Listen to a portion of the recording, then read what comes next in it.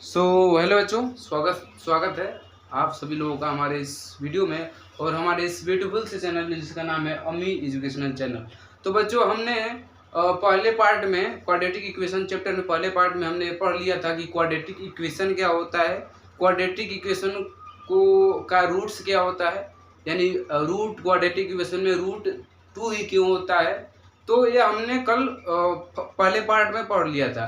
तो हम आज दूसरा लेक्चर बनाने जा रहे हैं, उसमें सीखेंगे, उसको करेंगे कि कोई भी क्वाड्रेटिक इक्वेशन दिया रहेगा, कोई भी क्वाड्रेटिक इक्वेशन हमको दिया रहेगा, उसको सॉल्व कैसे करेंगे, यानी x की वैल्यू कैसे निकालेंगे।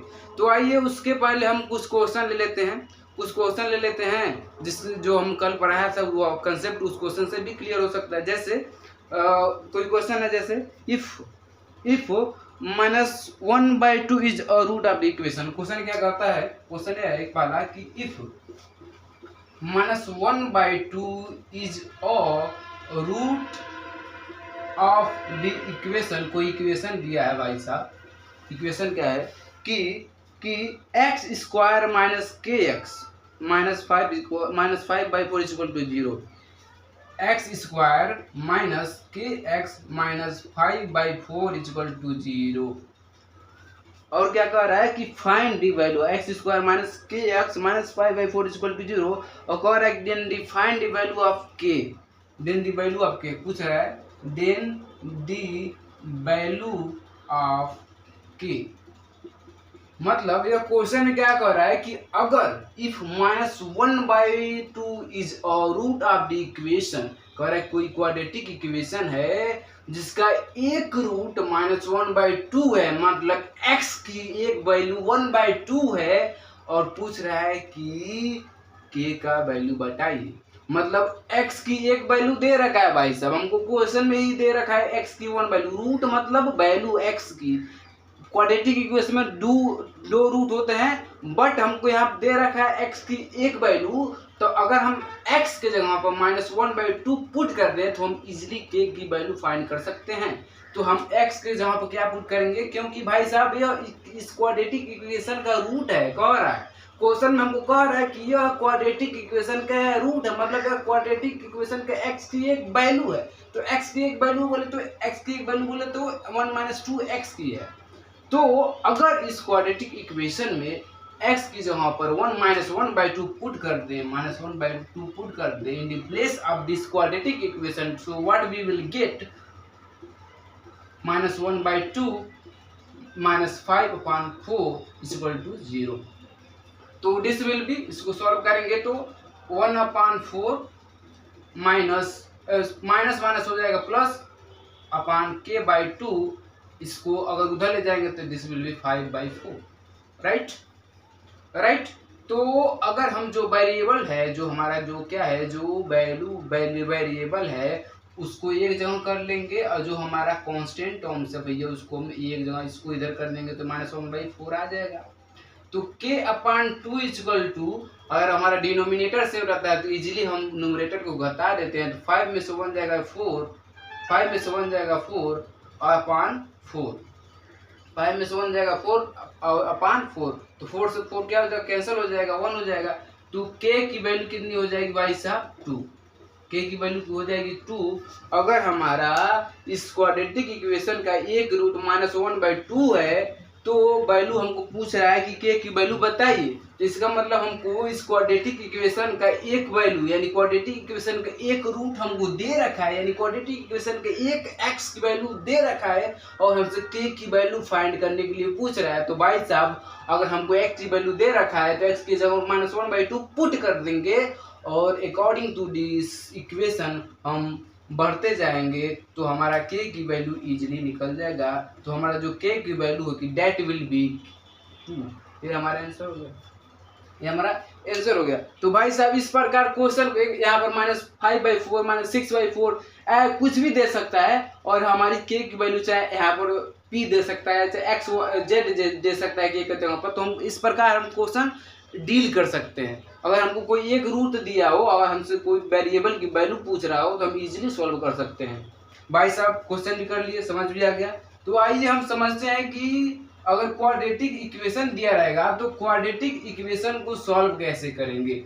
कोई क्वाड्रेटिक इक्वेशन दिया रहेगा, उस क्वाड्रेटिक इक्वेशन को सॉल्व कैसे करेंगे। क्वाड्रेटिक इक्वेशन को सॉल्व करने के लिए 3 तरीका होता है, उससे ज़्यादा भी तरीका है, बट हम शुरुआत करेंगे सबसे इजी तरीका से, जैसे हम कहते हैं मिडिल टर्म स्प्लिटिंग, और उसका दूसरा नाम है बाई फैक्टराइजेशन मेथड।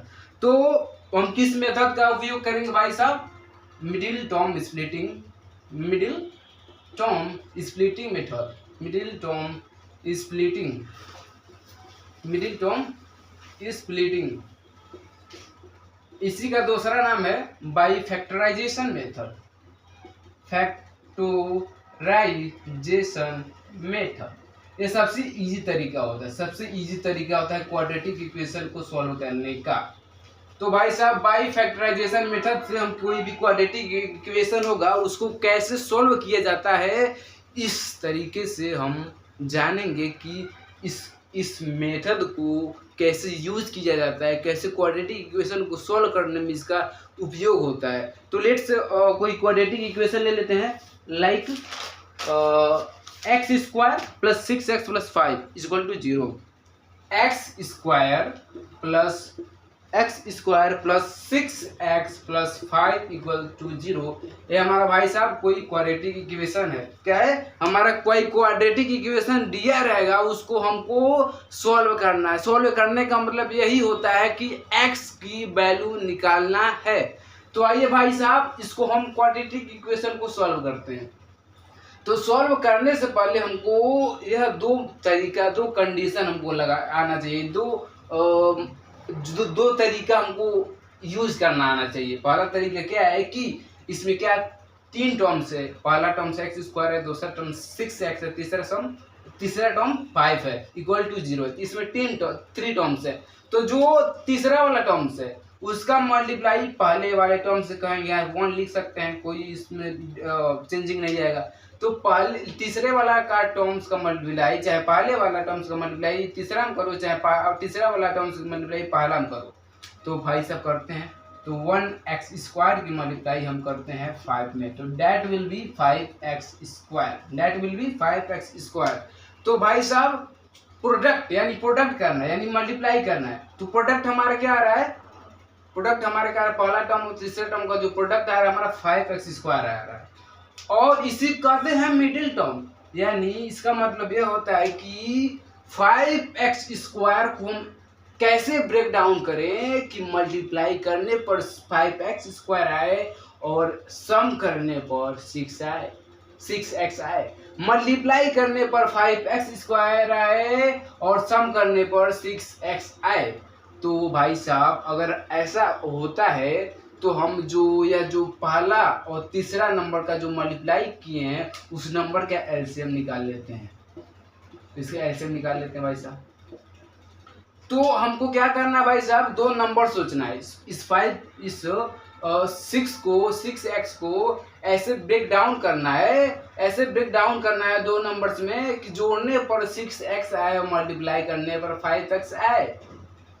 तो भाई साहब अगर हम 5 + 1 को जोड़ दें तो 6 आ जाएगा, और 5 और 1 को मल्टीप्लाई कर देंगे तो 6 आएगा। मतलब अगर 5x + 1x को हम जोड़ देंगे तो 6x आ जाएगा, और 5x × 1x को मल्टीप्लाई कर देंगे, दैट विल बी 6x²। तो यही तो हम कह रहे थे कि मल्टीप्लाई करने पर 5x² होगा, मल्टीप्लाई करने पर 5x² आनी चाहिए, और सम करने पर क्या आनी चाहिए, 6x आनी चाहिए, सम करने पर 6x आनी चाहिए। तो भाई साहब 6x के जगह पर हम 5x + 1x लिख सकते हैं, हाँ या नहीं भाई साहब बताइए।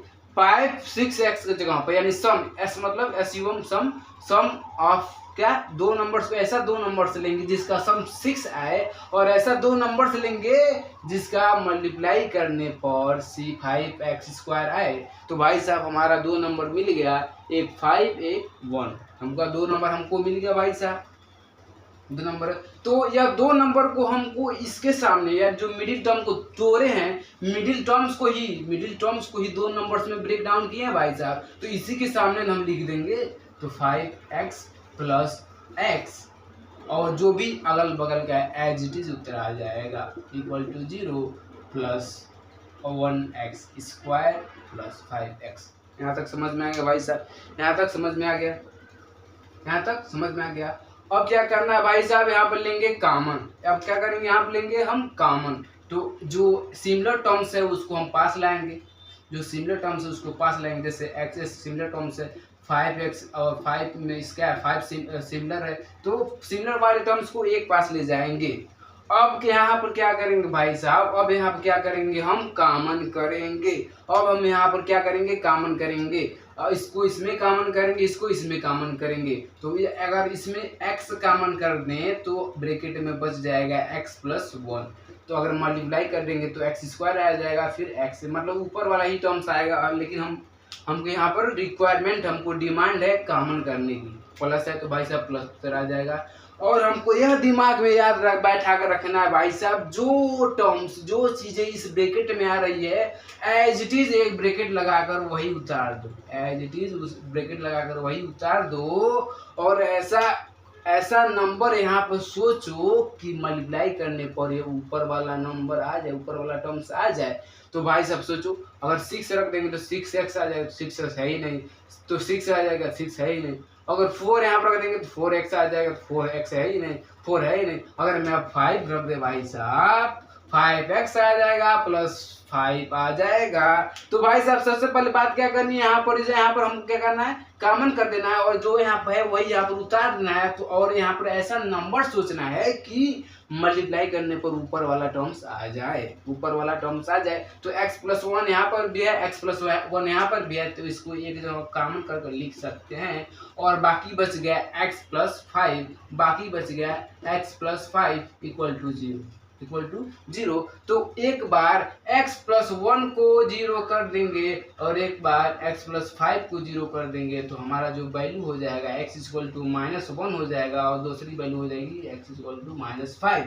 तो भाई साहब हमने इस क्वाड्रेटिक इक्वेशन को सॉल्व कर दिया। सॉल्व करने का मतलब यही होता है कि x की वैल्यू निकालना। क्वाड्रेटिक इक्वेशन में हम पहले ही बताए थे कि हमेशा 2 रूट्स आएंगे, 2 वैल्यू आएंगे, क्योंकि वेरिएबल की हाईएस्ट पावर 2 है, इसीलिए इसमें 2 ही वैल्यू आई है। तो भाई साहब आई होप आप इस वीडियो को समझ गए होंगे, इस तरीकों को समझ गए होंगे। यह सबसे इजीएस्ट तरीका होता है क्वाड्रेटिक इक्वेशन को सॉल्व करने के लिए। तो भाई साहब अब यही हम अपना वीडियो को, अपना लेक्चर को समाप्त करते हैं। तो आई होप आप इस लेक्चर को बहुत ही अच्छे तरीके से और बहुत ही बारीकी से समझ गए होंगे। Wish you all the very best.